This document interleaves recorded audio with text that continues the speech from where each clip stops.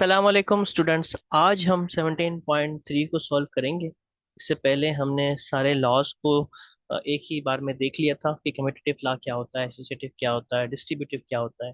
और इसके साथ हमने डिमॉर्गन्स लॉ और कुछ इंपॉर्टेंट दूसरे लॉज भी हमने पढ़ लिए थे। ठीक है जी, तो आज उससे रिलेटेड हमारी एक्सरसाइज 17.3 उसको सॉल्व करते हैं। क्वेश्चन नंबर 1 के अंदर आपको कहा गया है commutative property of union and intersection solve करें इन सेट्स के लिए जो आपको दिए गए। ठीक है जी।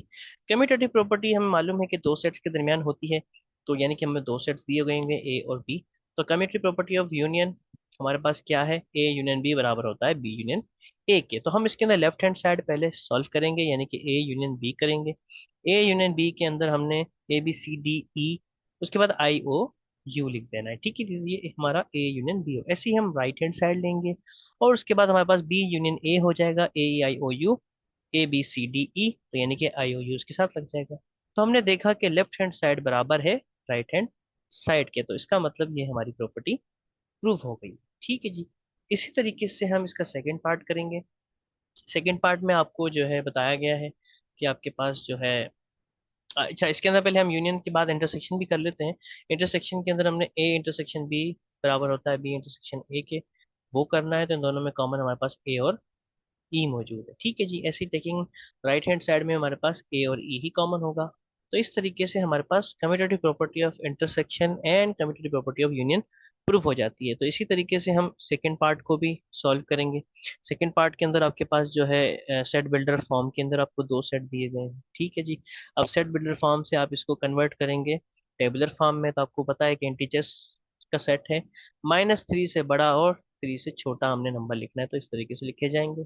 और यहाँ पर लिखा हुआ इवन, वो भी पॉजिटिव नंबर, लेस देन 4 या इक्वल टू 4। तो जाहिर है ये लेस देन 4 या इक्वल टू 4 हमारे पास पॉजिटिव इवन नंबर सिर्फ और सिर्फ 2 और 4 होंगे। ठीक है जी। हो सकता है आप जीरो इंक्लूड कर रहे हो, लेकिन जीरो नहीं होता, ना जीरो पॉजिटिव होता है और ना ही नेगेटिव। ठीक है जी।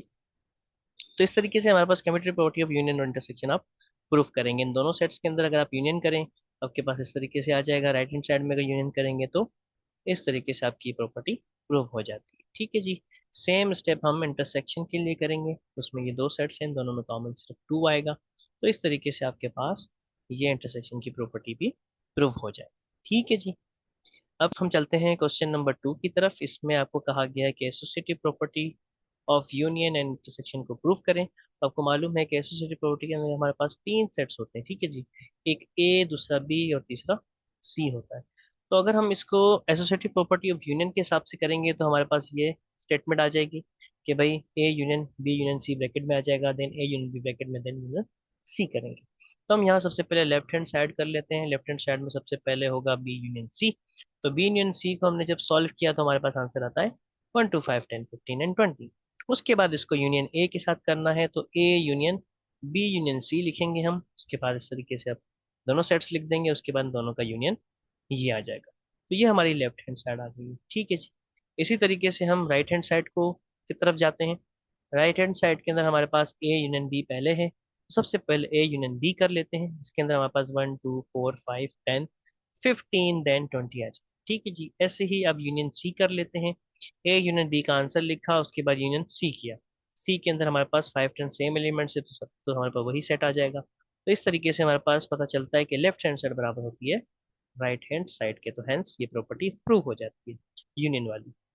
इसी तरीके से हम इंटरसेक्शन करेंगे। इंटरसेक्शन के लिए हम स्टेटमेंट लिखेंगे सबसे पहले कि एसोसिएटिव प्रॉपर्टी ऑफ इंटरसेक्शन क्या होती है। तो हमने लिखा A intersection B intersection C bracket के अंदर, और उसके बाद ए इंटरसेक्शन बी ब्रैकेट में और देन सी। तो इस तरीके से हम पहले लेफ्ट हैंड साइड ले लेते हैं। लेफ्ट हैंड साइड में हमारे पास सबसे पहले बी इंटरसेक्शन सी होगा। तो बी का सेट लिखा, सी का सेट लिखा, इन दोनों के दरमियान इंटरसेक्शन किया, देन ए के साथ इंटरसेक्शन करते हैं तो 5 और 10 मिलता है। इसी तरीके से राइट हैंड साइड पे जाएंगे आप, वहां पर सबसे पहले इंटरसेक्शन बी होगा, वहाँ 5 10 20 मिलता है। उसके बाद से उसका इंटरसेक्शन सी के साथ करेंगे तो आपके पास 5 एंड 10 मिलता है। तो इस तरीके से आपके पास लेफ्ट हैंड साइड बराबर हो जाती है राइट हैंड साइड। ठीक है जी। इसी तरीके से आपको इसका सेकंड पार्ट करना है। सेकंड पार्ट के अंदर आपको जनरल सेट के स्पेशल सेट्स के नाम दे दिए गए हैं, जैसे कि ए बराबर है नेचुरल नंबर्स के, पी बराबर है प्राइम नंबर्स के और सी बराबर है इंटीजर्स के। तो आपको मालूम होगा कि ए जो नेचुरल नंबर है यानी कि 1 से स्टार्ट होंगे, इस तरीके से आगे चलते जाएंगे। ऐसे ही आपके पास जो बी है वो प्राइम नंबर्स हैं, तो प्राइम नंबर होते हैं जिनको अपना टेबल लगता है 2 3 5 7 11 तक जाएगा। ऐसे ही सी इंटीजर्स हैं यानी कि all positive and negative numbers including zero. तो इस तरीके से आप ये लिख देंगे। तो इन तीनों सेट्स के आपने एसोसिएटिव प्रॉपर्टी ऑफ यूनियन करना है। ठीक है जी, एसोसिएटिव प्रॉपर्टी ऑफ यूनियन जब करते हैं तो जाहिर है बी यूनियन सी किया जाएगा, तो आपके पास पॉजिटिव नेगेटिव नंबर सारे आ जाएंगे। जब इसके साथ ए के साथ यूनियन करेंगे तो जाहिर है पॉजिटिव नेगेटिव नंबर सारे आ जाएंगे। आपके पास ये लेफ्ट हैंड साइड का। ऐसे ही आप जब राइट हैंड साइड पे जाते हैं तो आपके पास अगेन वही कहानी है कि ए यूनियन बी करते हैं तो होल नंबर्स आ जाते हैं। जब लेकिन सी के साथ यूनियन करते हैं तो सारे पॉजिटिव और नेगेटिव नंबर आ जाते हैं इंक्लूडिंग जीरो। तो इसका मतलब आपका राइट हैंड साइड का आंसर बराबर होता है लेफ्ट हैंड साइड। तो ये प्रॉपर्टी प्रूव हो जाती है। यही सेम प्रोसेस आप इंटरसेक्शन के लिए करते हैं। यहाँ पर जब आप इंटरसेक्शन करते हैं बी और सी का, तो आपके पास सिर्फ प्राइम नंबर्स कॉमन आते हैं। जब प्राइम नंबर्स के साथ आप दोबारा से ए को इंटरसेक्शन करते हैं तो अगेन प्राइम नंबर्स आते हैं। तो यानी कि आपके पास एक साइड का आंसर प्राइम नंबर आ जाता है। तो राइट हैंड साइड पे भी यही कहानी होगी, आपके पास उसका भी प्राइम नंबर्स का आंसर आएगा। तो इस तरीके से लेफ्ट हैंड साइड बराबर हो जाएगी राइट हैंड साइड। ठीक है जी, तो इस तरीके से हम एसोसिएटिव प्रॉपर्टी को प्रूव कर लेते हैं। सेम प्रोसेस हमारा क्वेश्चन नंबर 3 के साथ चलेगा, जिसमें हमारे पास distributive property of union over intersection है, then distributive property of intersection over.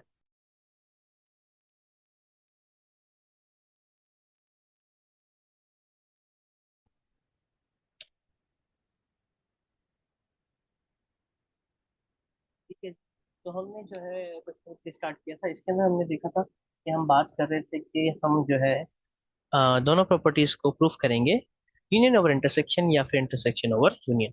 तो इसके अंदर हमारे पास वही डिस्ट्रीब्यूटिव में हमारे पास तीन सेट्स मिले होंगे हमारे पास। ठीक है जी, अगर हम बी इंटरसेक्शन सी पहले करते हैं यूनियन के साथ, तो यहाँ पर के बाद ए यूनियन बी। अगर हम क्वेश्चन नंबर 3 की बात करते हैं तो इसके अंदर हमारे पास दो ए और बी पार्ट हैं।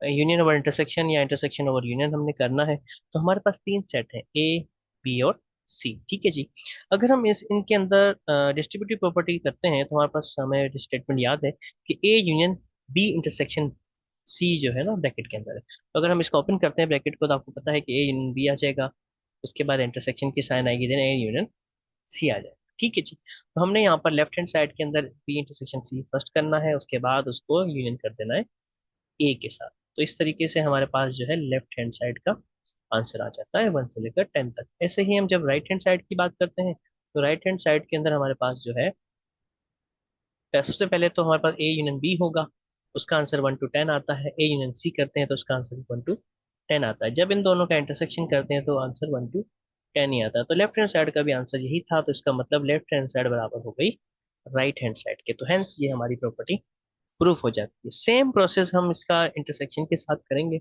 Intersection over union. तो इंटरसेक्शन ओवर यूनियन की आपको स्टेटमेंट याद है, सबसे पहले बी यूनियन सी है, उसके बाद इंटरसेक्शन करना है ए के साथ। तो A intersection B right hand side पे, फिर then A intersection C, then इन दोनों का यूनियन होगा। तो हम लेफ्ट हैंड साइड लेते हैं, बी यूनियन सी जब करते हैं पहले, उसके बाद ए के साथ इंटरसेक्शन किया जाता है। ठीक है जी, A union B union C कर लिया, उसके बाद ए इंटरसेक्शन सी करें, बी यूनियन सी करें, तो हमारे पास इन दोनों के अंदर जो कॉमन है वो 1 से लेकर 9 तक के प्राइम नंबर्स और इंक्लूडिंग 1 आ जाता है। इसके बाद हम राइट हैंड साइड को देखते हैं, यहाँ पर ए इंटरसेक्शन बी सबसे पहले है, फिर ए इंटरसेक्शन सी है। तो ए इंटरसेक्शन बी जब हमने किया तो आंसर आया हमारे पास 2 3 5 7, ये दोनों कॉमन एलिमेंट्स। ठीक है जी, इसके बाद ए इंटरसेक्शन सी के अंदर हम देखते हैं कि हमारे पास जो है 1 3 5 7 और 9 आ जाता है। तो इन दोनों का जब हम यूनियन करते हैं तो हमारे पास 1 से लेकर 9 तक के नंबर आ जाते हैं। ठीक है जी, एक्सक्लूडिंग 4 एंड 8। तो उसके बाद हम आप देखते हैं कि हमारे पास लेफ्ट हैंड साइड का आंसर राइट हैंड साइड के बराबर है। तो इस तरीके से हमारी ये प्रॉपर्टी भी प्रूव हो जाती है। ठीक है जी, तो किसी तरीके से क्वेश्चन नंबर 3 हमारा हो जाता है ए पार्ट।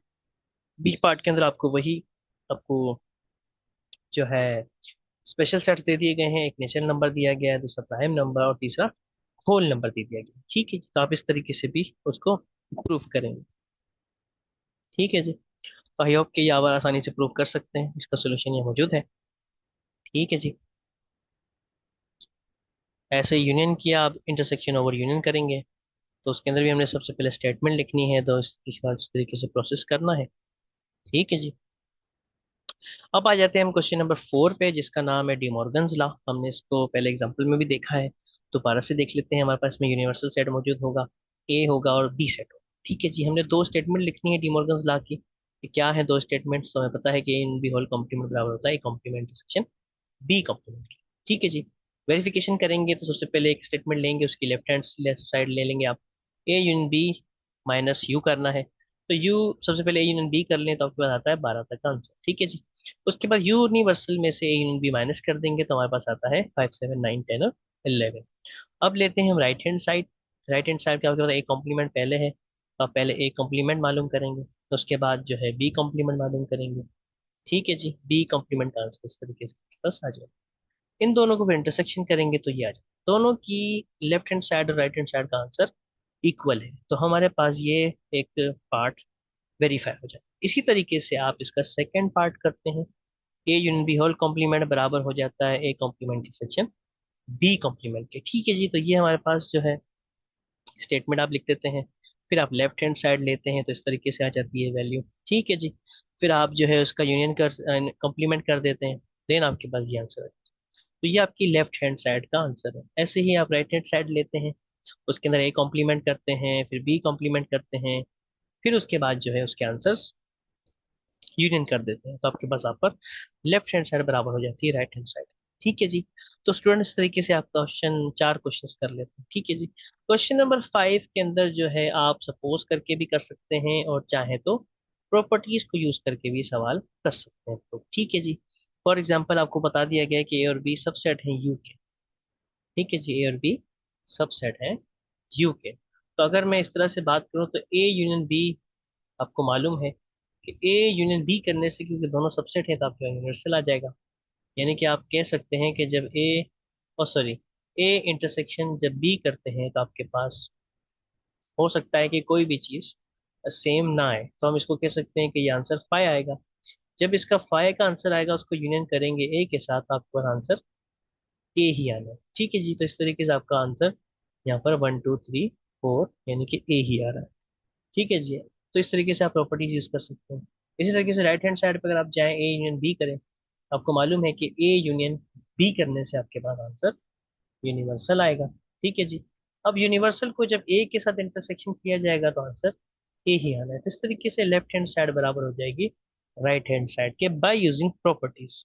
अदरवाइज आप सपोज कर सकते हैं यूनिवर्सल ए और बी कोई भी एलिमेंट्स। ठीक है जी, ये सबसेट है, इस तरीके से आपने इसको सपोज करना है। उसके बाद सपोज करने के बाद भी आप इस तरीके से इसको प्रूफ कर सकते हैं।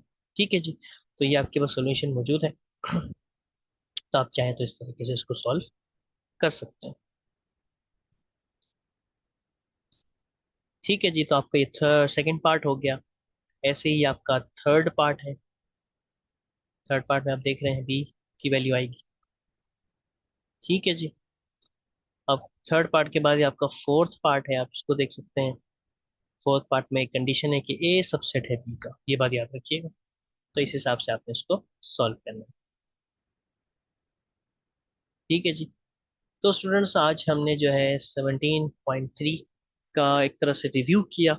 क्योंकि हमें ये सारे ऑपरेशन आसानी से आते हैं, इसलिए मैंने डिटेल के अंदर आपको सॉल्व करके कुछ क्वेश्चंस बताए हैं, कुछ क्वेश्चंस डिटेल में सॉल्व करके नहीं बताए, क्योंकि आप लोगों को ये ऑपरेशंस आसानी से आते हैं। ठीक है जी, तो आज के लिए इतना ही था। इंशाल्लाह नेक्स्ट वीडियो में हम नेक्स्ट टॉपिक के साथ हाजिर होंगे। तब तक के इतना ही। थैंक यू, टेक केयर, अल्लाह हाफिज़।